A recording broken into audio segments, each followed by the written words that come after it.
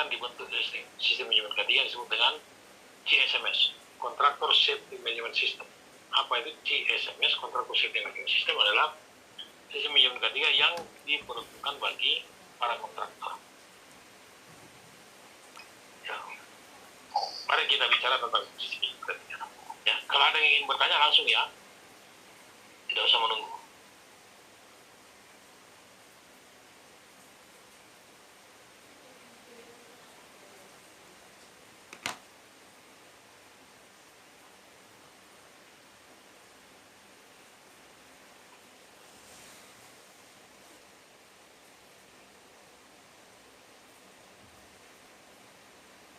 Ayo, ini sudah kelihatan, ayo. Halo, ayo. Sudah, Pak. Sudah, Pak. Sudah ya, perpindahannya Sudah, kelihatan Pak. juga. Sudah, Pak. Oke. Nah, saudara, dalam pasal 4 ayat 2 PP nomor 50 ini dikatakan, instansi sektor usaha dapat mengembangkan pedoman SMK 3. Itu sebabnya melahirkan sistem manajemen K3 pertambangan, sistem manajemen K3 konstruksi, sistem manajemen K3 rumah sakit, sistem manajemen K3 kelistrikan, dan seterusnya. Ya. Nah, akibatnya semua kontraktor, semua vendor yang mau terlibat dalam proses di pertambangan, konstruksi, rumah sakit maupun kelistrikan dan lain-lain dipersyaratkan harus punya personil K3. Juga harus mampu membuat desain tingkat risiko, mampu membuat desain SMK 3. Khusus di konstruksi harus buat LK3 kontrak. Personil K3 Anda nanti setelah selesai, Kementerian dapat sertifikat sebagai ahli K3.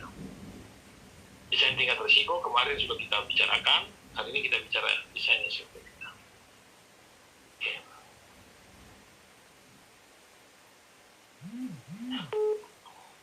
Sejarahnya, ya, pendekatan SMK 3 telah berkembang sejak tahun 80-an, dipelopori oleh pakar K3 seperti James Tye, dan Peterson, dan Fred Langberg, dan sebagainya. Dan Peterson mengatakan mengelola K3 sama dengan mengelola aspek lain dalam perusahaan dengan menggunakan pendekatan manajemen modern.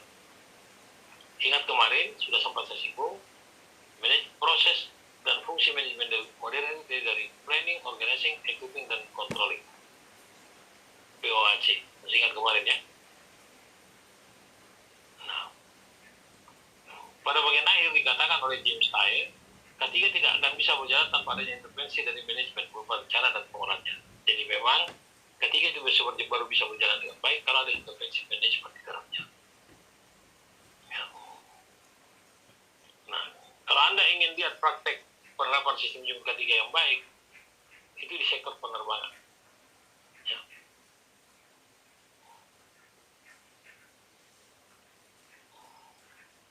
Oleh TCCA, Transworld Canada Civil Aviation, pada tahun 1991 dia menyebutkan bahwa satu-satunya cara efisien untuk meningkatkan keselamatan penerbangan adalah dengan mengadopsi pendekatan sistem atau Aviation Safety Management System. Itu diakui. TCCA bilang begini, ini bagus sekali kalimatnya. Sebagian besar kecelakaan penerbangan bersumber dari faktor manusia, human factor. Kesalahan manusia mengindikasikan adanya faktor carelessness, ketidakpedulian, atau kurang kompeten dalam melakukan pekerjaannya. Ya, ketidakpedulian itu bisa dari manusianya, bisa dari manajemennya, dan lain-lain. Dikatakan oleh TCCA, faktor manusia hanyalah mata rantai paling ujung dari proses terjadinya kecelakaan. Mata rantai paling ujung dari proses terjadinya kecelakaan. Ingat kita teori domino dari Henry.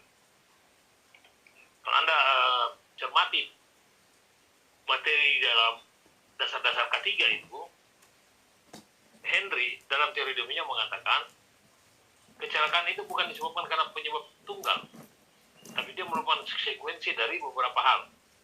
Ada penyebab langsung, penyebab tidak langsung, dan penyebab dasar. Henry mengatakan penyebab langsung itu berupa unsafe action dan unsafe condition. Penyebab tidak langsungnya adalah faktor pribadi, faktor pekerjaan, dan faktor pribadi. Ya, faktor pekerjaan bisa karena pekerjaan yang tidak sesuai dengan kapasitasnya. Faktor pribadi Seringkali bisa karena masalah keluarga, dan penyebab tidak langsung adalah faktor manajemen. Komitmen manajemen yang tidak berjalan dengan baik, anggaran yang tidak tersedia, dan sebagainya. Nah, selanjutnya oleh TCCA dikatakan, nah ini mulai masuk di kalimat penting nih. TCCA mengatakan kecelakaan tidak dapat dicegah dengan mengganti manusia. Coba lihat. Kecelakaan tidak dapat dicegah dengan mengganti manusia. Ya.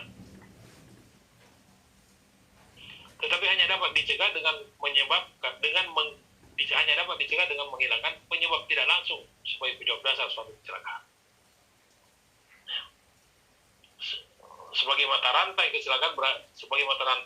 kecelakaan berada di bawah kendali organizational accident yang hanya dapat dikontrol oleh satu safety management system. Betapa pentingnya safety management system itu di dalam proses penerbangan. Kita tahu salah satu sektor yang paling syarat dengan risiko adalah sektor penerbangan. Ya. Ini berbagai standar. Ya. Dalam konsep pengetahuan ini saya sebut nice to know. Ya. Orang dengan banyak konsep nice to know-nya, maka dia punya daya saing semakin kuat. Ya.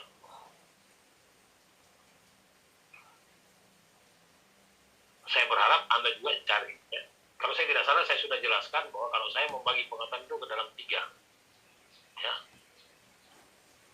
Ada must to know, ada should to know, dan ada nice to know. Must to know itu yang wajib Anda ketahui. Sebagai adik K3, yang mana itu must to know sebagai adik K3?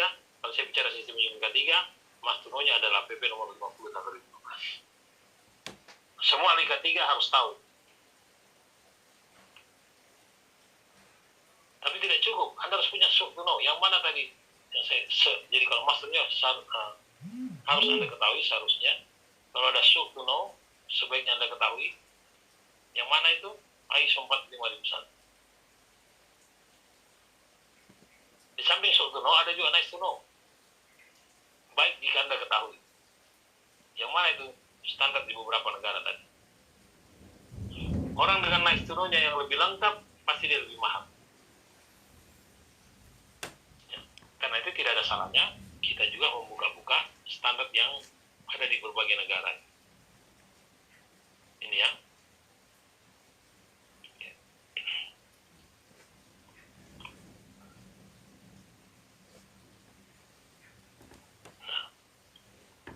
Meskipun standar tersebut ya banyak standar, tapi disimpulkan oleh para ahli kaji bahwa semua standar tersebut memiliki kesamaan, yaitu berdasarkan proses dan fungsi manajemen modern. Yang mana itu proses dan fungsi manajemen modern? Itu dia planning, organizing, executing, dan controlling. Kamu masih ingat kemarin ya? Para praktisi mengatakan meskipun standar itu banyak, tapi dia punya memiliki kesamaan, yaitu berdasarkan pada proses dan fungsi manajemen modern. Yang mana itu?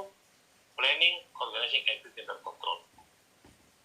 Jadi standar apapun dia rupanya tidak akan lepas dari proses dan fungsi manajemen modern tadi. Planning, organizing, executing, dan controlling. Ini saya minta Anda pelajari baik-baik pengertian menurut PP 50, apa itu SMK 3, Anda baca, karena potensi muncul di ujian selalu ada. Ini ya. Tolong dibaca. Asasnya juga tolong dibaca. Ya, saya tidak menjelaskan ini, tapi tolong dibaca. Asas itu. Punya potensi juga muncul di ujian. Saya tidak jelaskan, tapi tolong dibaca, karena berpotensi muncul di ujian. Begitu juga tujuan. Ya. Tidak saya bahas, tapi saya minta Anda baca. Berpotensi muncul di ujian.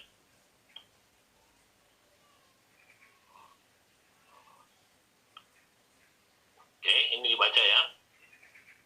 Nah, oleh pakar K3, proses sistem manajemen K3 menggunakan pendekatan PDCA. Saya juga, dan menurut saya PDCA ini tidak berbeda dengan plan, do, organizing, executing, dan controlling. Menurut saya ini identik, PDCA dan POAC. Nah, saudara perhatikan, lihat pointers kedua itu, sistem manajemen K3 dimulai dengan penetapan kebijakan K3. Penetapan kebijakan K3. Artinya apa?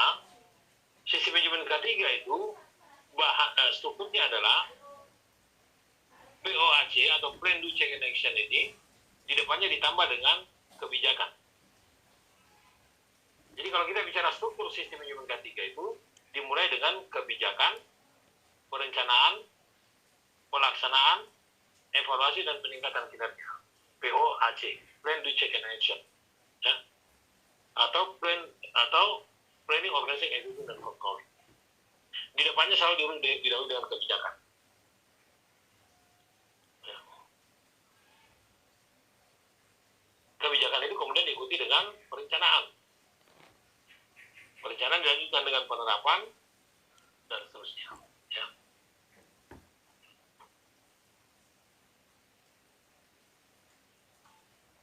Kita tinggalkan ini, saya masuk ke sini. Saudara, secara empiris, kategori penerapan SMK 3 itu ada 4.